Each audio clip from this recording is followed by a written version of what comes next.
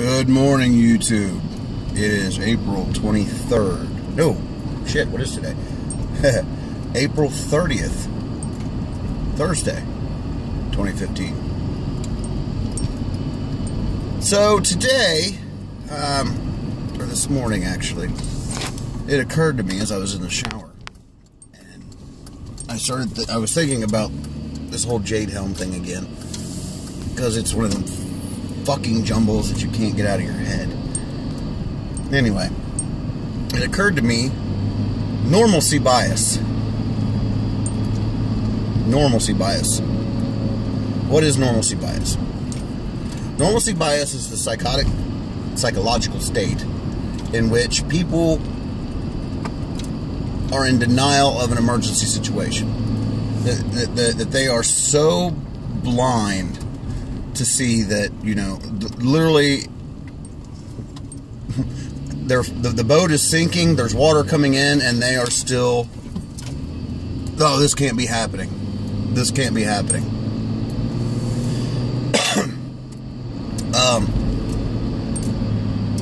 Normalcy bias has plagued a lot of people, including myself to a degree, with this Jade Helm thing.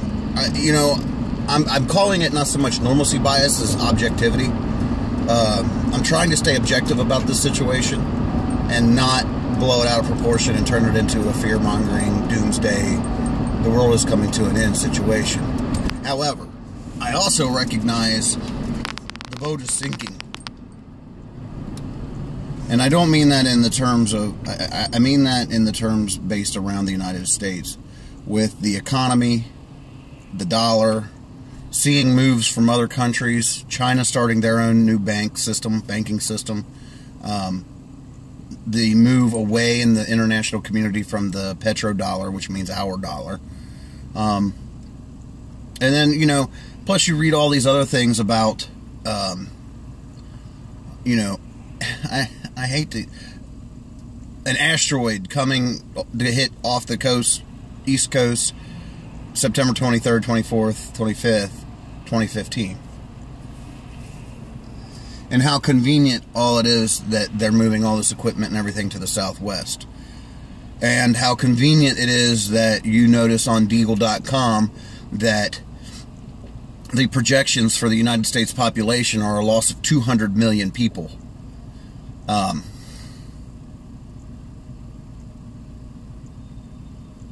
You gotta ask, what the hell's going on? Is there water in the boat? Don't know. You know, the tinfoil hat stuff and fear-mongering doesn't do any good. But the more I keep thinking about this, and the more the puzzle pieces I keep putting together, the more it dawns on me that the boat is fucking sinking. The boat's sinking. And we're along for the ride. The problem is, this boat was not designed with life rafts. You have to take the furniture apart from the deck and build your own life raft. Which is basically what prepping is. And the militia is. It's building your own life raft. Personally, I want to build me a nice life raft. You know? I want to have some creature comforts in my life raft. And I want it to be secure and safe. You know, I want my life raft to have cannons on it. I want my life raft to have some rum. Or my personal choice is whiskey. Maybe a beer or two. But the long and the short of it is, the boat's sinking. We don't have life rafts. And it's up to you to build your own. The normalcy bias comes into play where people are not, they refuse to admit anything is wrong. They refuse to admit the boat is sinking. To keep using that analogy. They refuse, they just cannot bring themselves to the realization that it's going to get ugly. I mean, do I need to spell out the scenario? I mean, I don't want to fear-monger it. But the reality of it is, when the dollar collapses, when the economic collapse happens, you will A, not be able to get your money out of the bank. You will B, not have any purchasing power. You will go to Walmart or Meijer or whatever, or whatever, to the grocery store, and you won't be able to get food. The store shelves will be empty. There will be mass rioting like we've seen. You saw that little bit of riot in Baltimore, and that was over a social injustice. Now imagine that 200 times worse. Cities burning, the police will try to control it, but at this point, when people are starving and hungry, they won't be throwing bottles, they won't be throwing rocks, they're going to be throwing bullets. They're going to be shooting at each other. They're going to be shooting at the police, at the National Guard. People will be hungry. Chaos. Pure chaos. And that's not even a natural disaster. That's not even we'll lose a quarter of the population in the riots before anything even happens. Normalcy bias. Basically what it boils down to, it'll get you killed. Your normalcy bias will get you killed. Well, they say, well, you're just paranoid. You're just paranoid. You're crazy, tin hat. Here's your aluminum foil. Whatever, dude. Listen. It's not a question of if, it's a question of when. You know? When is there going to be a natural disaster? When is the dollar going to collapse? When is there going to be an asteroid impact? When do any of these things happen? The government's not going to tell you.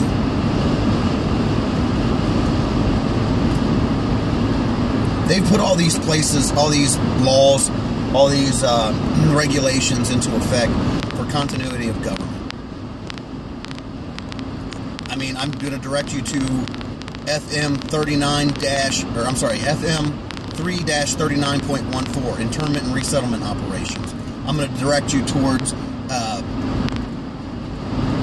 31 Echo MOS in the Army, internment and resettlement specialist. I'm going to direct you towards NDAA. I'm going to direct you towards the Patriot Act. I'm going to direct you towards all of these things that are documented. They're out there for public consumption, public knowledge. And the government will let little things like that out to say, well, we told you so. We told you something was going to happen. It was public knowledge. But Americans have become lazy, that they want everything spoon-fed to them. If it's not on the nightly news, then it ain't happening. Well, guess what? What are there, 6 media outlets for all the news stations? Which means a total of 6 corporations dictate what you see and what you hear. And those 6 corporations are owned by, what, 3 people? So, who just happened to be playing golf and on the same boards and went to Ivy School with the same people that are in control of everything.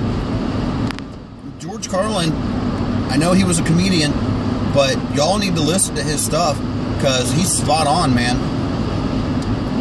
The media is at the crossroads of bullshit. You know, now I just read a report from DC Clothesline that a Texas Ranger confirms the rail cars with the shackles. Rail cars with shackles.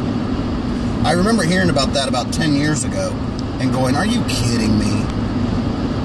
I mean, seriously? And then it got debunked and said, oh, well, it's for when they transport automobiles, they have to strap them down. Listen, there is a big difference between a shackle and a strap, a ratchet strap. Ratchet strap's what you use to tow a car with. You know, it's got a little hook on it, a little ratchet, click, click. Pull the car in, wrap it around the axle, click, click, click, tightens the car in, it doesn't move. Shackles are the things that they put on your fucking hands and they bolt you to a wall.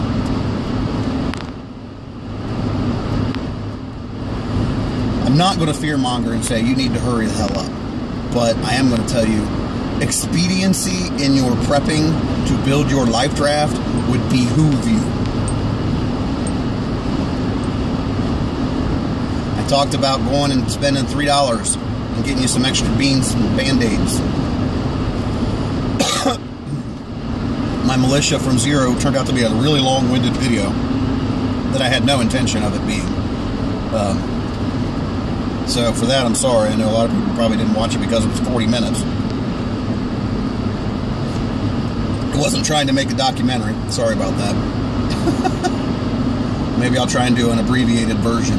Actually, to be honest, I really feel like that the last 5 minutes of that video probably are what everybody should have watched.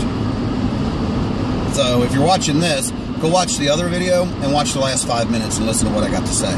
Because after watching it, again, I'm like, yeah, I should have put all that in the very beginning. But instead it's at the very end. So go check that out. Anyway, back to the life draft. You need to build your life draft.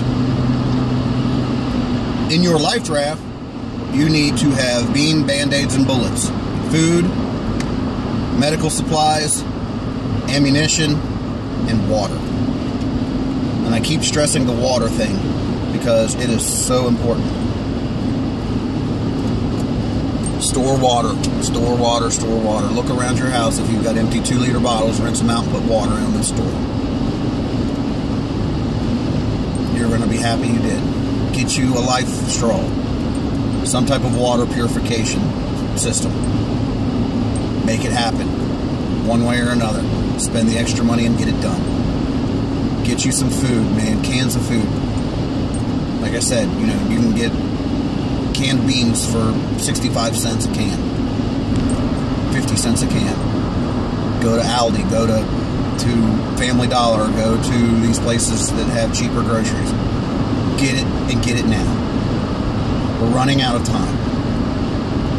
July will be here before you know it. It's already the end of April. May, June, July. Boom, we're in it. You've seen the National Guard and the way that they rolled into Baltimore. You've seen the way the police stood back and allowed that shit to happen. That almost tells me that there was some phone calls exchanged and said, no, give them space. Let them do their thing. It plays into the agenda. It works for the agenda. And it does. It totally works for their agenda. They want federalization of the police forces. They want nationalization for a police force. We already live in almost a police state. You know, we've got our own National Guard training for riot control and training to work against the U.S. citizens. In the Internment and Resettlement Operations PDF, you need to read that from beginning to end and try to make sense of it. But there is a portion of it, I think it's section 1-5, that says who detainees are. And it talks about, you know, enemy combatants and blah, blah, blah. But it also directs this towards the processing of these enemy combatants. They will be using Social Security numbers. Last time I checked, Al-Qaeda didn't have a Social Security number. Taliban didn't have Social Security numbers. ISIS doesn't have Social Security numbers. We do. It talks about that anyone involved with a militia will be considered an enemy combatant. The militia is the whole of the people. They know this. They are basically saying that all U.S. citizens will be enemy combatants. It's right there. It's in black and white. You don't have to read between the lines. It says it. It says it. Plain as day. Look it up and read it for yourself. I know I'm not fear-mongering. I'm not making this shit up. It's there. I'll put a link at the bottom that gives you a link directly to that PDF. You need to read it. I'll put a link at the bottom for the 31 Echo, Internment and Resettlement Specialist.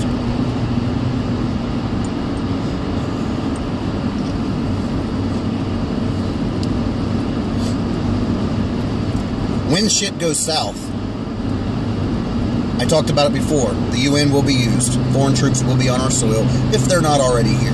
Some people say they're already here. I don't know. I haven't seen any. But there are pictures of Turkish Air Force pilots. I know for a fact that at Bragg, it was Benning. At Benning, there are foreign troops taking jump training.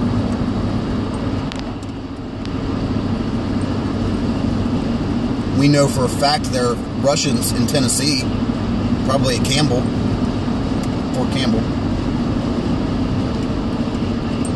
So they're probably already here, and they're just biding their time. There are numerous scenarios where this shit goes south. Pun intended. Numerous scenarios where things go in the toilet. And I have a feeling it's creeping up on us faster than we expected.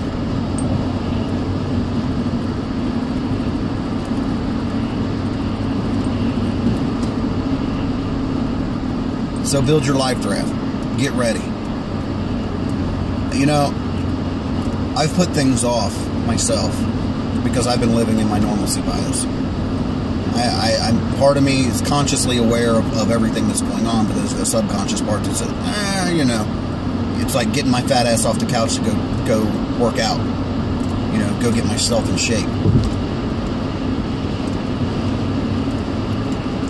It would behoove us all to do that. Get off our fat asses and go get in shape. Go walk. You know, go take walks, then learn to jog. And you can do that in a couple of weeks. Do it every single day, because your life is going to depend on it. And the life of your family is going to depend on it. We need to do these things. We need to become self-sufficient. You know, we need to store seeds. We need to have, you know, stuff to be able to grow things should shit hit the fan and we have to vacate our properties and premises. If you live in an urban center, or you live in a high population dense area, you need to consider how the hell you're going to get out.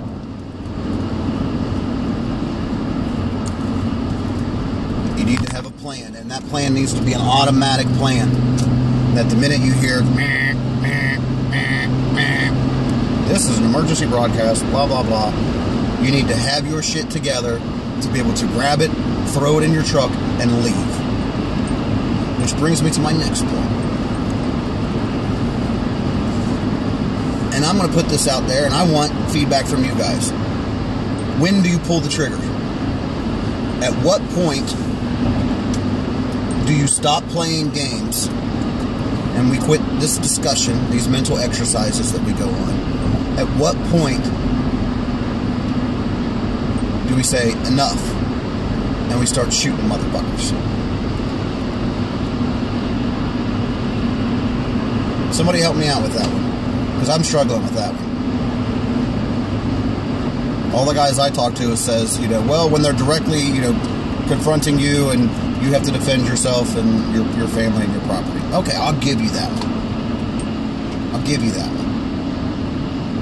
And I often wonder with this question that runs around in my head, if 240 some odd years ago, 250 years ago, the founding fathers had these same questions that said, when do we start pulling triggers?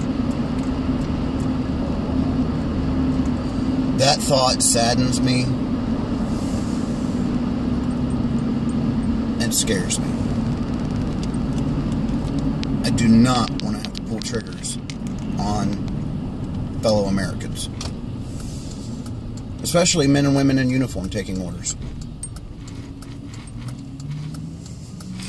I don't want to have to pull triggers on my brethren.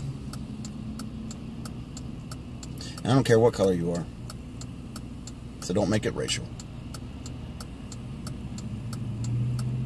So we have to ask ourselves that. And you know, and I'm asking for your feedback on that, because that's a question that really bothers me, because I don't have that answer. At what point do you pull a trigger? Obviously, you say, well, when they're endangering you, your family, your loved ones, friends. You have that duty to defend those people, including yourself. Natural right of self-preservation. But when do you pull that trigger? At what point have we? Where is the precipice that we cross that line that says the laws and the books don't exist anymore? You are now an outlaw. You are now considered an enemy combatant, an enemy of the state. Obviously, they've already got it in the books that we are enemy combatants and enemies of the state. Because I wear this.